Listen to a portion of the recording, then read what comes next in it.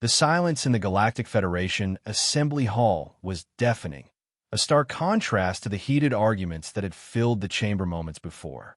The vast, ornate room housed representatives from dozens of species from across the galaxy, each with their own interests, alliances, and agendas.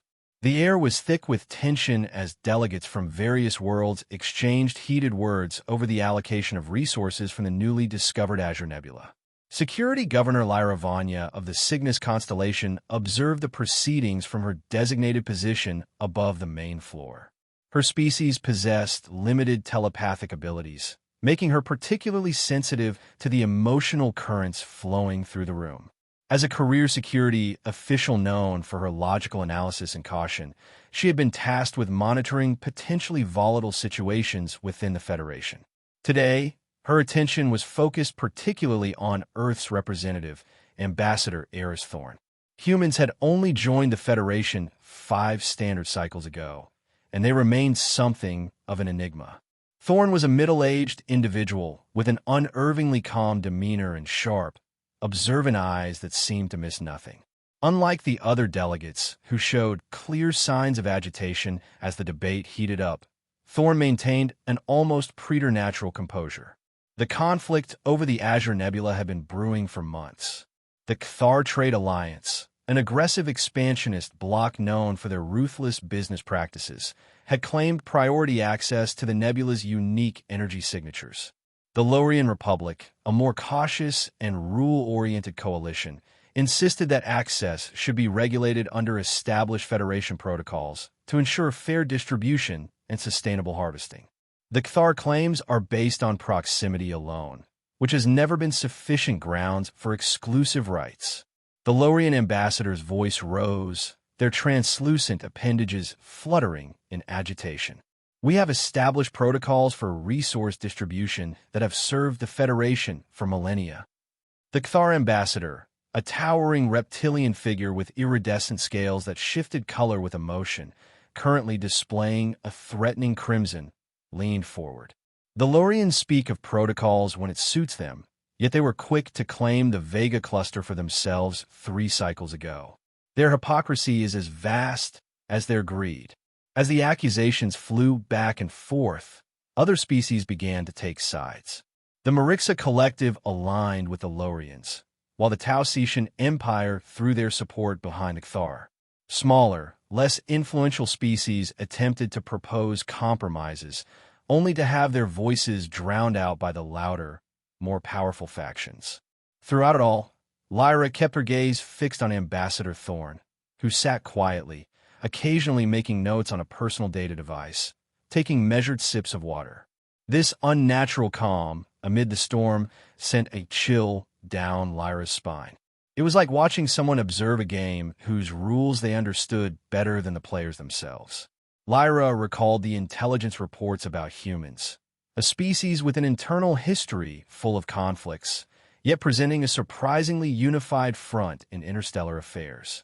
Their technology had advanced at a suspiciously rapid pace after their discovery of faster-than-light travel. They were willing to trade and share knowledge, but certain aspects of their civilization remained closely guarded. They asked many questions, but revealed little about themselves. The debate escalated further when the Cathar ambassador made a thinly veiled military threat. Should the Federation fail to recognize our legitimate claim, we will be forced to take measures to secure our interests. We have positioned resource protection vessels along the nebula's outer boundary already. The chamber erupted into chaos. The ancient energy being who chaired the session attempted to restore order, its glowing form pulsating with distress signals.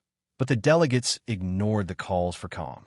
Then, almost imperceptibly at first, Ambassador Thorn stood up. The human made no grand gesture, no shout for attention. But somehow, an expectant hush began to spread across the room as delegates noticed the Earth representative on their feet. Chairperson, esteemed ambassadors, Thorn's voice was calm but clear, cutting through the remaining noise. Perhaps Earth might offer a perspective based on our historical experience with similar resource disputes.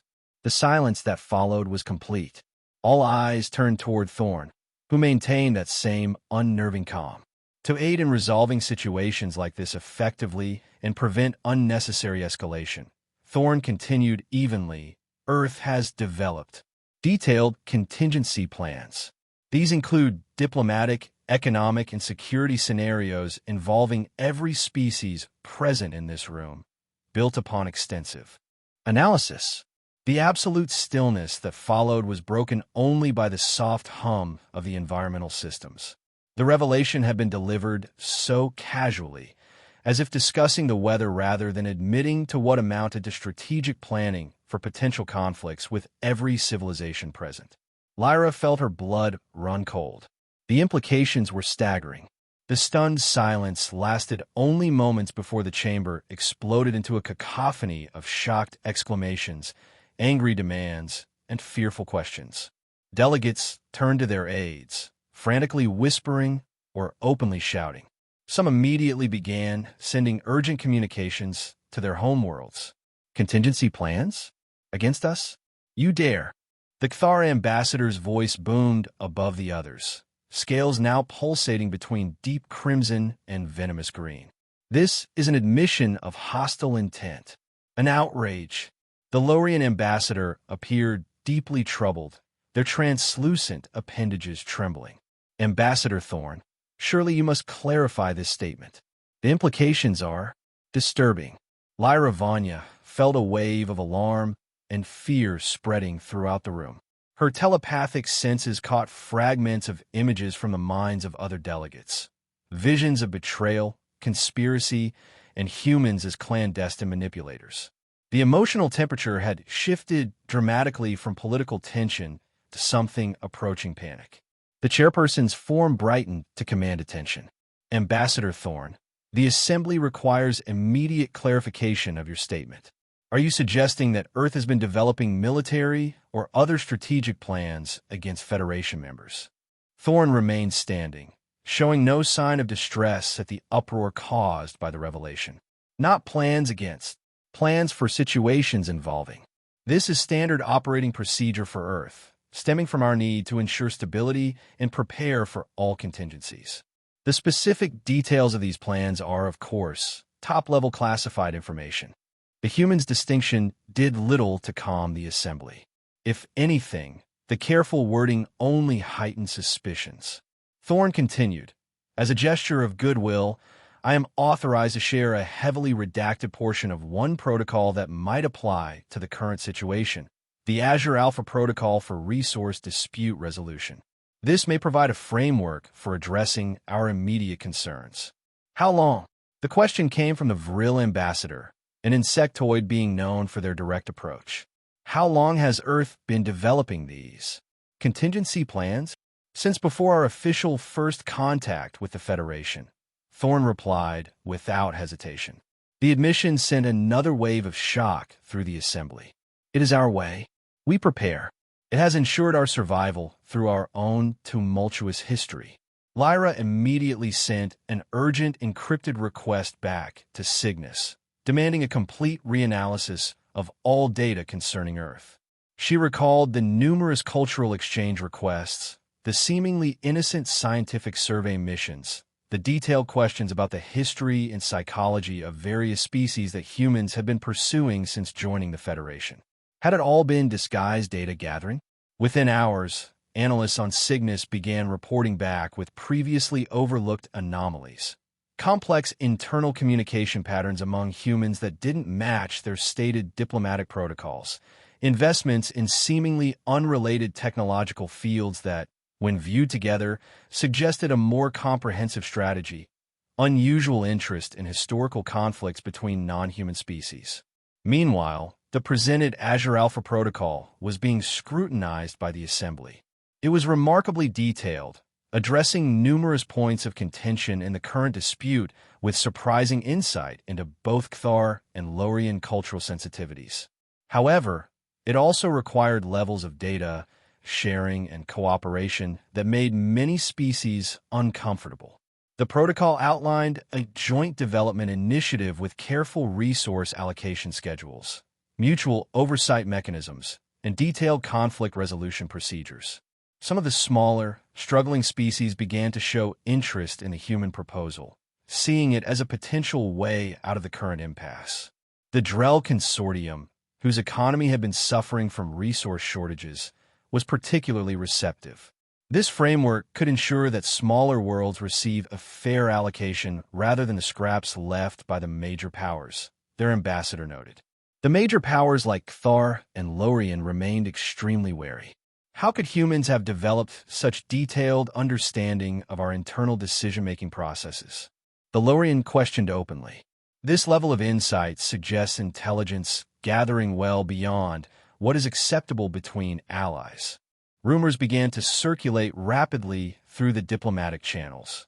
Had humans been observing the Federation long before official first contact? Were there human spies embedded in various worlds? How could they have constructed such detailed plans? By the end of the tumultuous session, the original resource dispute had been almost forgotten, replaced by a much more immediate concern. What exactly did Earth know, and what were they planning to do with that knowledge? In the days and weeks that followed, Ambassador Thorne conducted a series of private meetings with individual ambassadors or groups of allied species. Lyra, through her intelligence network, managed to gather partial information about these closed-door discussions.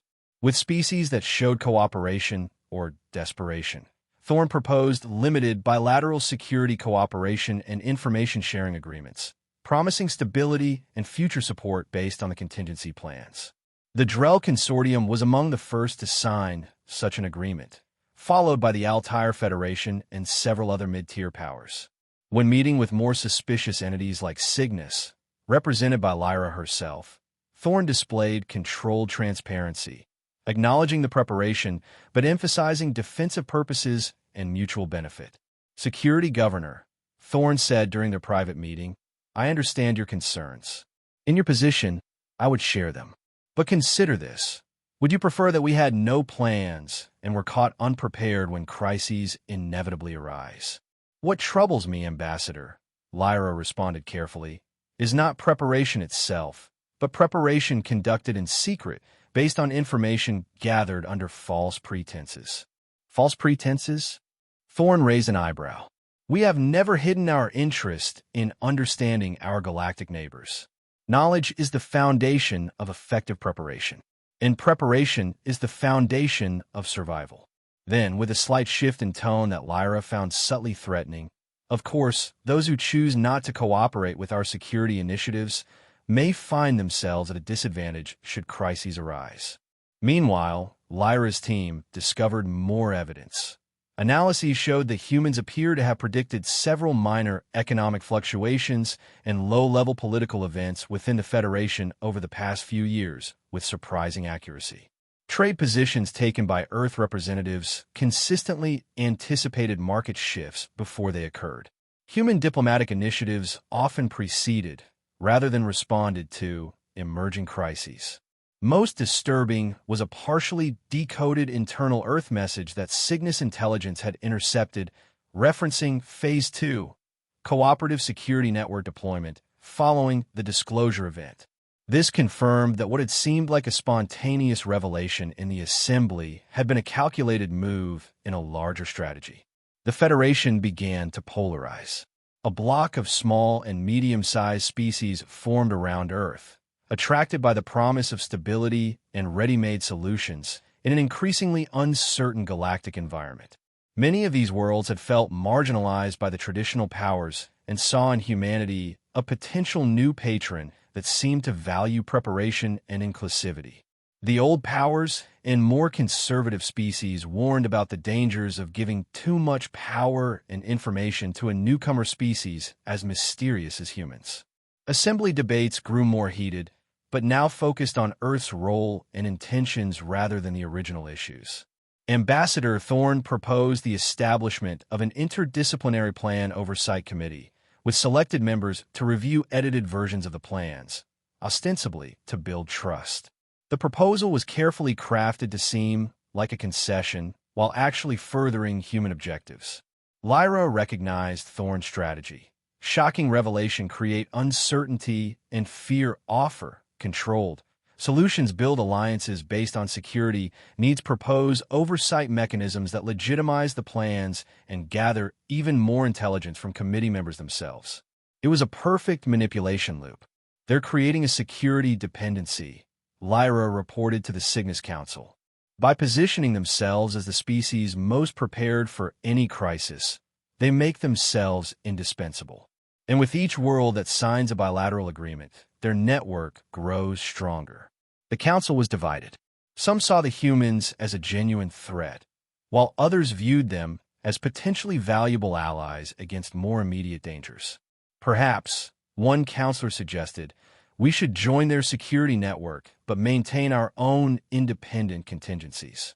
Lyra was preparing a comprehensive report on human activities when everything changed. A mysterious technological plague began spreading across the Federation, the data rot plague. It attacked core data storage systems, paralyzing communication networks, critical infrastructure, and defense systems across many worlds. The origin was unclear, but the spread was terrifyingly rapid. Traditional containment methods proved ineffective against this sophisticated attack. Panic engulfed the Federation. Major powers attempted to protect themselves, closing borders and suspecting each other. The Cthar Alliance blamed the Lorians, and the Lorians pointed fingers at the Marixa Collective. Cooperation completely collapsed as each civilization fought to defend its own systems. An emergency session of the Council was called, but it devolved into accusations and helplessness. No one had seen anything like this before, a weapon or virus that seemed specifically designed to exploit common vulnerabilities across otherwise incompatible technological systems. In the midst of the chaos, Ambassador Thorne once again requested to speak. The human presented the Systemic Crisis Remediation Protocol Tier 1, DR variant, a detailed protocol describing the nature of the plague, a semi-organic nanologic weapon, its spread vectors, and a complex multi-layered response procedure requiring close coordination between systems and resource sharing according to an architecture designed by Earth. This pathogen appears to be targeting quantum encryption synchronization nodes common to most Federation communication systems, Thorne explained, displaying technical diagrams that made even the most advanced species present pause in surprise.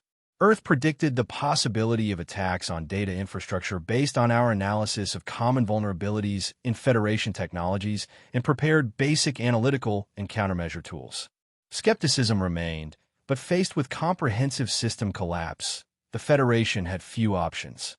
Reports of failing life support systems on space stations, navigation systems on starships, and medical databases on populated worlds created an atmosphere of desperation.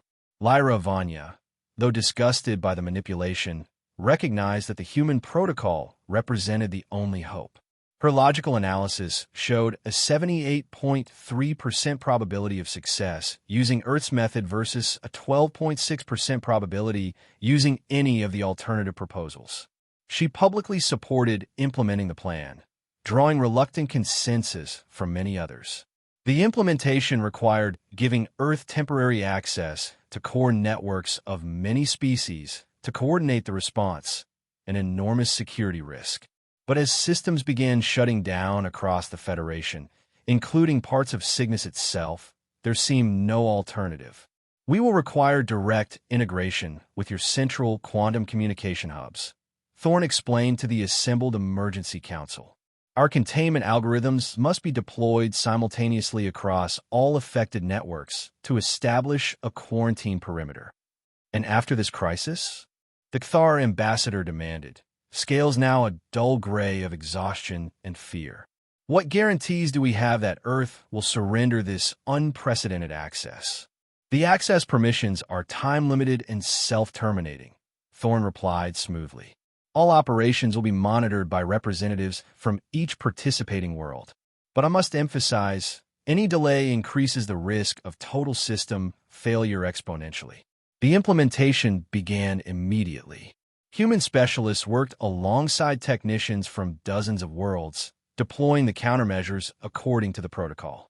The process was chaotic and fraught with mistrust, but gradually, signs of improvement appeared. The spread of the data rot plague slowed, then stopped, and finally began to recede. The damage was still extensive. Some worlds lost decades of scientific research. Others suffered economic collapse as financial systems were corrupted. Thousands of lives were lost when critical medical or environmental systems failed. But total collapse had been averted. Earth's central role in resolving the crisis was undeniable. Earth's prestige and influence skyrocketed. Species that had previously been neutral or opposed now actively sought closer cooperation.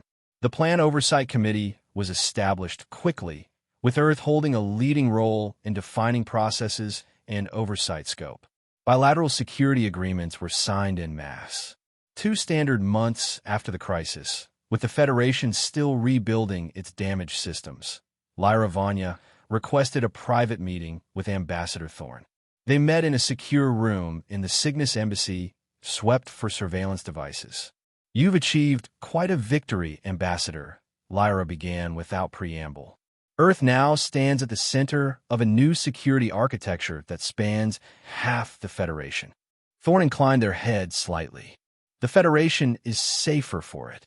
"I have evidence," Lyra continued, activating a holographic display showing communication patterns, resource allocations, and predictive models of systematic manipulation.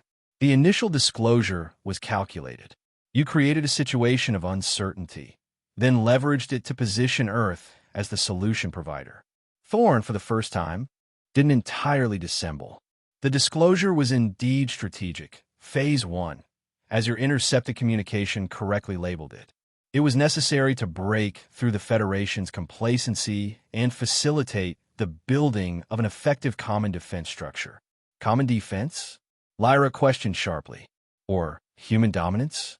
"Consider Earth's history, Governor Vanya," Thorn replied, something new entering their voice, an intensity that bordered on passion. World wars that devastated entire continents. Ecological disasters that nearly rendered our planet uninhabitable. Pandemics we either caused or failed to contain due to lack of preparation and cooperation. Thorn stood, walking to the window overlooking the sprawling Federation capital. "We prepare not because we want to dominate, Governor. We prepare because we know the price of failing to prepare." "And the data rot plague?" Lyra asked the question that had been circulating in whispers throughout intelligence communities. "A convenient crisis that perfectly showcased the value of your contingency plans?" Thorn turned, expression grave. "I anticipated this accusation. Earth did not create or deploy the plague. But yes, it matched one of dozens of models we had analyzed for information warfare extinction-level events. We had prepared countermeasures based on theoretical vulnerabilities we observed in shared technologies. And Governor," Thorn added, eyes darkening, "that scenario wasn't even in our top 10 of most likely and severe threats." Lyra felt a chill run down her spine. She realized that humans weren't just preparing for history to repeat itself. They were preparing for futures other species hadn't even imagined. Their manipulation wasn't just about gaining power. It was a desperate and frightening effort to pull the entire galaxy into preparing for worse things to come. "You believe there are greater threats on the horizon," Lyra stated. "We know there are," Thorn replied simply. "The galaxy is ancient and vast. The Federation has enjoyed relative peace for millennia, which has bred a dangerous complacency. Our analysis suggests a 94% probability of at least one extinction-level event affecting multiple Federation species within the next century." "What kind of threat?" Lyra asked, despite herself. "Various possibilities. Extragalactic invasion, weaponized space-time distortions, self-replicating planet killers, quantum consciousness subversion. The specific nature is less important than the preparation paradigm." Lyra considered this. The idea that humans, newcomers to the galactic stage, had dedicated such resources to preparing for threats that even ancient species hadn't considered was both admirable and terrifying. If they were right, their manipulations might be justified. If they were wrong, or if their true motives were less altruistic than claimed, they could become the very threat they warned against. Cygnus will join your enhanced security cooperation protocol, Lyra finally said, making a decision that would shape galactic politics for generations. But we will maintain our independence and oversight. Thorne smiled slightly. We predicted this decision. Here are the preliminary documents for the Enhanced Security Cooperation Protocol. They produced a data device. Lyra took the device, then looked out the window at the vastness of the galaxy, wondering how many more plans lay dormant in Earth's archives, waiting for the trigger conditions that would activate them. A new dawn of cooperation had arrived, but it was overshadowed by the darkness of endless preparation and nameless threats. For what it's worth, Governor, Thorne said quietly, Earth truly wants peaceful coexistence. Our contingency plans are merely insurance. Insurance, Lyra echoed. And who decides when to cash in the policy? The question hung between them, unanswered. In the months that followed, the Federation transformed. The human-led security architecture expanded, with standardized protocols, joint training exercises, and information-sharing frameworks that would have been unthinkable before the crisis. The original Azure Nebula dispute was resolved using a modified version of the human protocol, with surprisingly equitable terms. Lyra established a specialized division within Cygnus Security focused solely on monitoring human activities and independently verifying the threats they claimed to be preparing for. Trust, but verify, became her mantra. One evening, reviewing reports in her office, she received a secure communication from Thorne. The message was brief. Unusual gamma radiation patterns detected near the galactic core. Matches contingency pattern Omega 3. Preliminary analysis only. Sharing in the spirit of our cooperation agreement. Attached was a data packet showing readings that would have seemed like normal background noise to most observers, but which Lyra, now trained to look through human eyes, recognized as potentially significant. She stared at the patterns for a long moment, then activated her communication system. Assemble the Emergency Preparedness Division, she instructed her deputy. And contact Ambassador Thorne. Tell them we're ready to review Contingency Pattern Omega 3. As she ended the communication, Lyra couldn't help but wonder. In joining humanity's endless preparation for catastrophe, had the Federation found its salvation or merely traded one form of vulnerability for another? Only time would tell. For now, they would prepare the human way.